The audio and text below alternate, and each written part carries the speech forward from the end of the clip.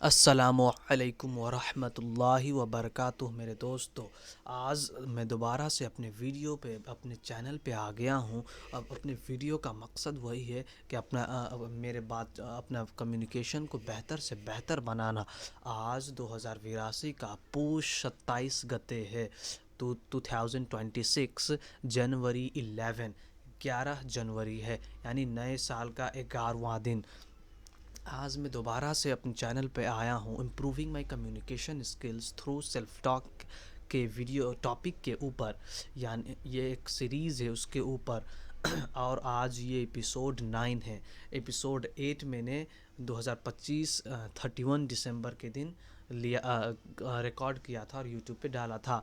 आज जो है इस साल का 2026 साल का सबसे पहला वीडियो है इस चैनल पर, मेरा चैनल पर।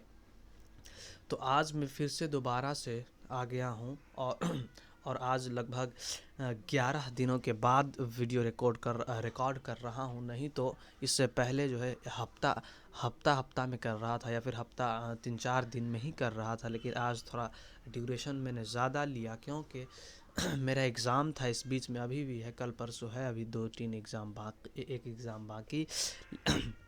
एग्ज़ाम के चलते मैंने वीडियो अपलोड थोड़ा देरी हो गई इसीलिए। लेकिन आज पृथ्वी जयंती है, पृथ्वी नारायण शाह का बर्थडे है आज। इसीलिए नेपाल में सरकारी स्कूलों का और प्राइवेट स्कूलों का छुट्टी भी है। इसीलिए मुझे आज मौका मिला कि मैं कुछ यहाँ पे फिर से अपना इम्प्रूविंग माई कम्युनिकेशन स्किल्स को बेहतर से बेहतर बनाने के लिए वीडियो रिकॉर्ड करूँ। और इस सीरीज़ पे 9वां एपिसोड रिकॉर्ड कर रहा हूँ। अभी लगभग 2 मिनट हो गई है। तो मेरे दोस्तों, इससे पहले मैंने जो है मल्टीमीडिया के बारे में बताया था। इस एपिसोड इस सीरीज़ में improving my communication skills through self talk के इस सीरीज़ में मैं हर एपिसोड में कुछ ना कुछ टॉपिक्स जो है, कुछ भी चीज़ जो है अच्छे अंदाज में यहाँ पे बयान करता हूँ। तो आज मैं कोई सिलेबस वाली चीज़ें बयान नहीं करूँगा। इससे पहले मैंने मल्टीमीडिया, दिल, हार्ट्स के बारे में बात किया था। और फिर तो आज मैं कुछ इधर उधर की चीज़ें बात करूँगा। कुछ नॉर्मल रेगुलर डे लाइफ के बारे में आज बात करूँगा। तो इसी हफ्ते में मेरे घर में एक मांगने वाले एक फ़कीर आए थे। देखने में फ़कीर थे, लेकिन ना वो लूल थे, ना लांगर थे, ना उसका हाथ कोई, ना कोई ना वो अपांग नहीं थे। वो एकदम तंदुरुस्त लगने में थे। देखने में 40-45 साल के थे वो जो है अजमेर शरीफ के लिए जो है चंदा मांग रहे थे। चंदा कि हम अजमेर शरीफ दरगाह में उसके लिए चंदा दी जाए। लेकिन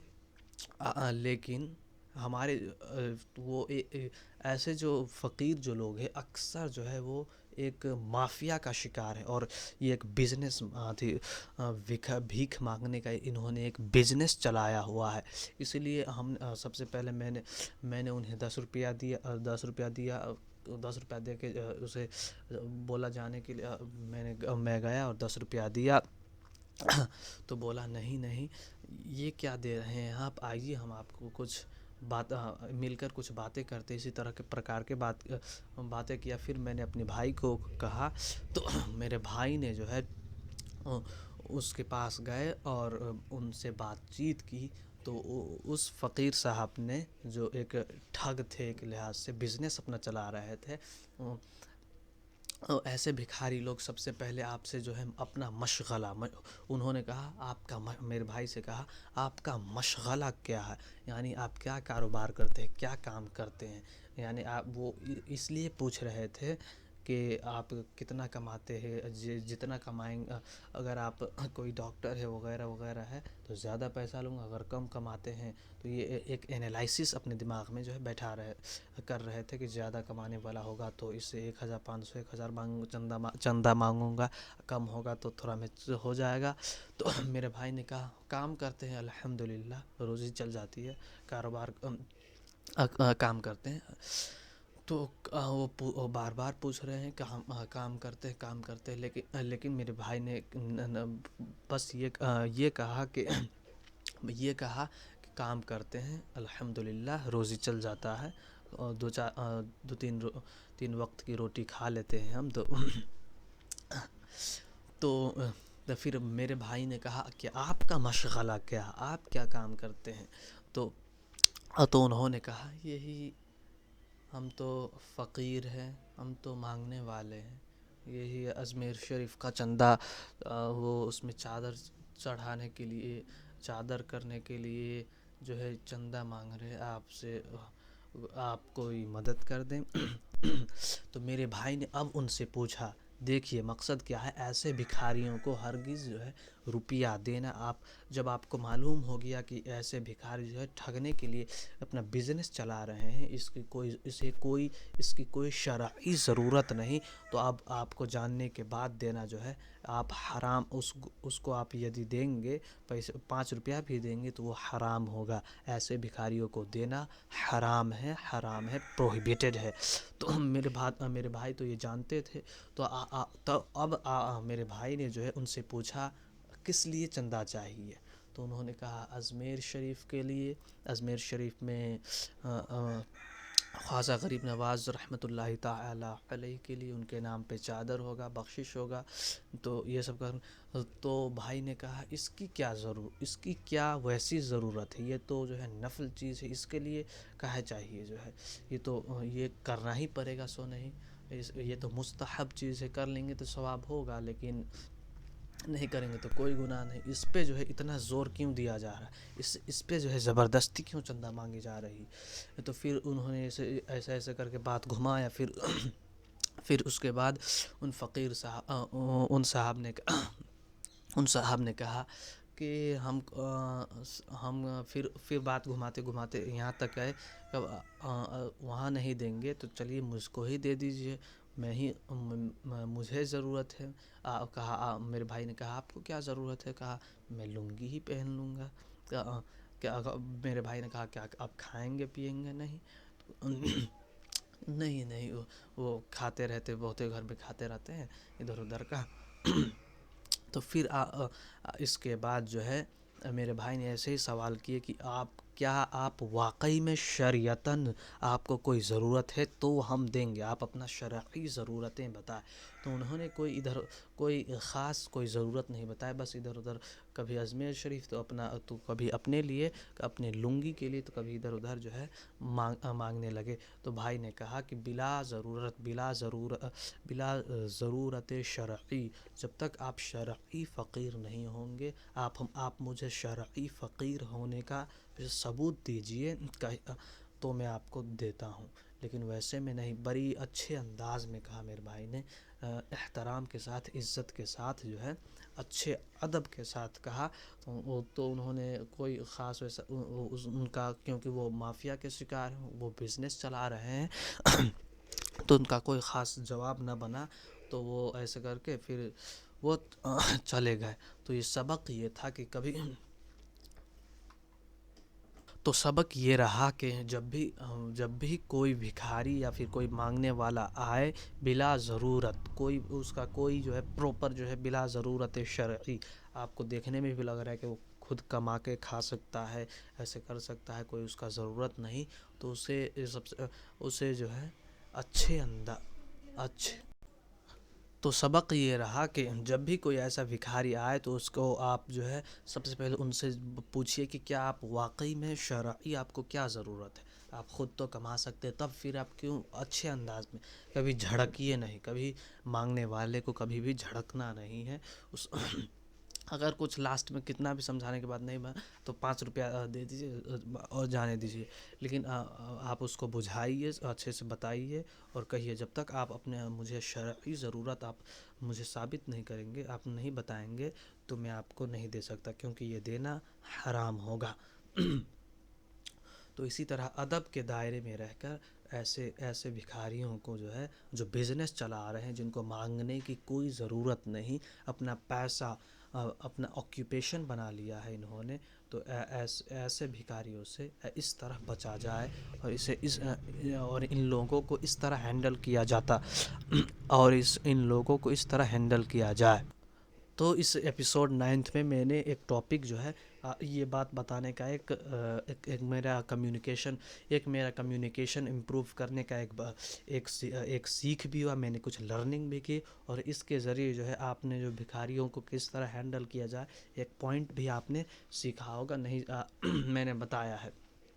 तो अब ये वीडियो 10 मिनट की हो गई है, और इसके बाद मैं आपको क्या बताऊं, मैं सोच रहा हूँ। तो जो है चलिए थोड़ा रिश्ते पे बात करते हैं, रिलेशनशिप, रिश्ते, यानी आजकल इतना मुश्किल क्यों हो रहा है रिश्ते का मिलना।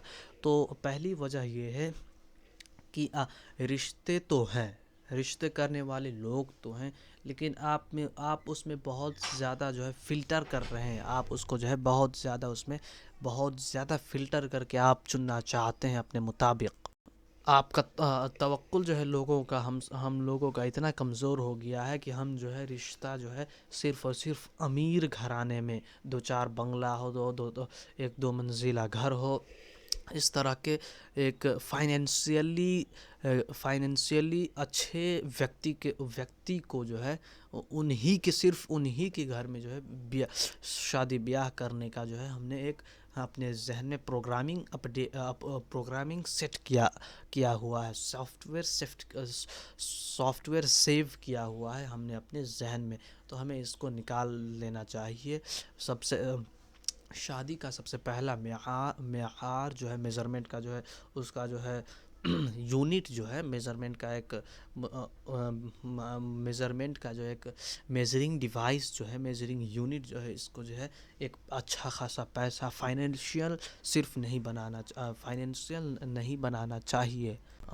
तो फिर और जो है और जो है फाइनेंशियल नहीं बनाना चाहिए।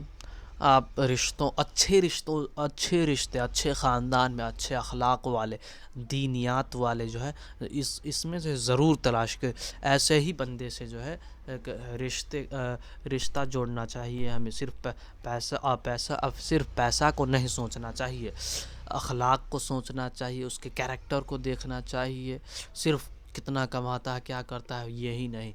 और दूसरी बात जो है, औरत का दोनों जो है जो शादी करेंगे उसका रज़ामंदी तो हर हाल में होनी ही होगी। अगर उसके रज़ामंदगी के ख़िलाफ़ आप शादी नहीं करा सकते, आप नहीं कर सकते, ये एक जुर्म होगा, और ये एक जुर्म होगा। तो ये वीडियो 12 मिनट की हो गई है और मैं आगे क्या बताऊं। वीडियो बनाने से पहले मेरे दिमाग में आ रहा था कुछ आइडिया, अभी भी है, लेकिन उतना जो मैं वो वीडियो बनाने से पहले जो बात मेरे दिमाग में आ रही थी उसको मैं अभी जो है यहाँ पे एग्जैक्टली याद करके कैमरे के सामने बयान नहीं कर पा रहा हूँ, मैं भूल गया हूँ।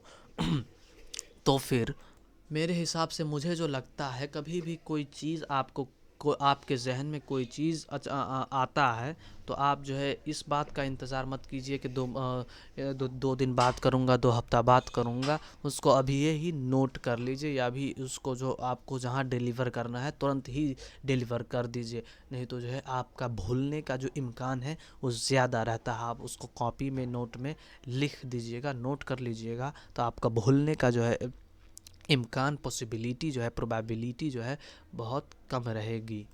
और बाकी जो मैं जो देखता हूँ, अपने आप को जो एनालिसिस करता हूँ, तो मुझे कम्युनिकेशन में यहाँ दिक्कत आती है। जब कोई इवेंट होता है, कोई वाक़या होता है इधर घर में, तो मैं अच्छी तरह से उसको बता नहीं पाता हूँ। तो इसमें मुझे समस्या है। जैसे 2 व्यक्ति है, राम और श्याम। मुझे जो है श्याम से कुछ कहना है। राम जो है श्याम के कमरे में है, तो मैं जो है राम को सीक्रेट तौर पर जो है अकेले में मुझे श्याम से कुछ बात करना है, तो मुझे श्याम को बुलाना है। तो मैं उसके कमरे के पास जाऊंगा, और फिर और फिर कहूँ और फिर और शाम को बुलाऊंगा, कहूँगा थोड़ा 2 मिनट के लिए थोड़ा इधर आओ और मुझे कुछ बातें बताना है, तो मुझे ये कहूँगा जैसे मुझे उसको कोई कोई बात बताना है तो मुझे कहूँगा। तो मैं इस इवेंट को और बंदे के साथ किस तरह बयान करूँ अच्छे तरीके से कि जिससे उसको कन्फ्यूज़न ना रहे। जैसे तो मैंने जो एक बनाया है तो इस तरह मैं बयान करूँगा। देखिए देखिए जी, मैंने मैंने शाम को देखिए जी, श्याम राम के रूम में था। मैंने श्याम को अपने रूम में बुलाया, या फिर कोई अकेले एकांत वाली जगह पे बुलाया और उसको अपनी बात कहा, तो उसने फिर ये कहा, फिर वो कहा। तो इस तरह से जो है कम्युनिके कन्वर्सेशन को जो है इस तरह जो है पूरी बात बताना चाहिए। आधी बात अगर मैं बताता कि मैंने सीधे श्याम को ये कहा, तो उस आगे वाले बंदे के जिसने मुझे ये कहने के लिए कहा था, तो उसको ये शक होता, मतलब ये एक ये वो उसे एक सवाल होता, एक दिक्कत होती कि वो ये पूछ सकता था, क्या तुमने ये उसके अगाड़ी ही कहा था, क्या अकेले में तुमने नहीं कहा था?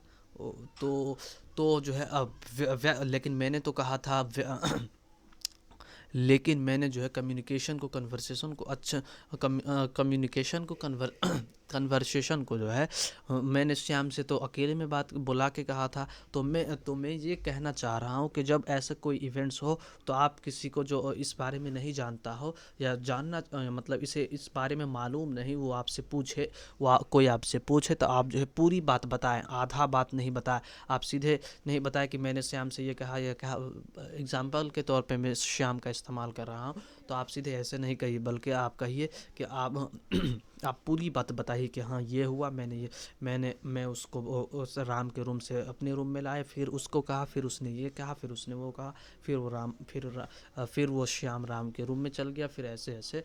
तो जब भी एक घर में मैं जो देखता हूँ इस तरह के जो है कम्युनिकेशन में कन्वर्सेशन में कमी होती है, इसीलिए बात आदमी समझ नहीं पाता है। इसको मेरे अंदर भी कमी है सबसे। ये बात तो एक मैंने अलग वे में आपको बयान किया, लेकिन ये बात जो है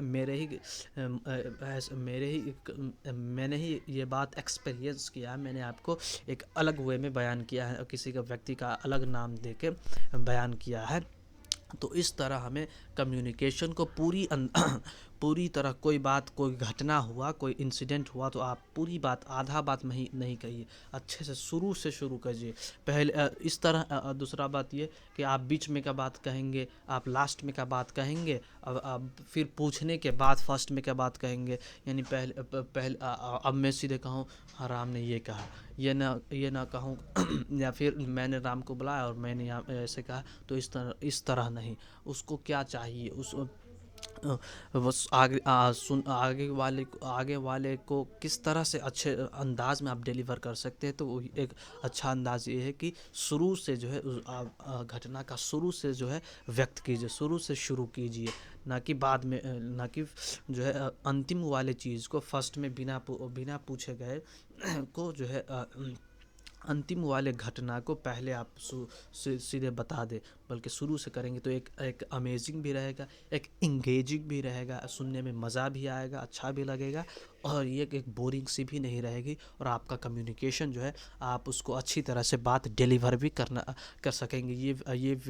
ये जो है बात, ये मैंने किसी लेक्चर से, प्रोफेसर से नहीं सुनी, ये मेरे दिमाग ने खुद से बनाया अपने एक्सपीरियंस के बेस्ट ऑन माय एक्सपीरियंस।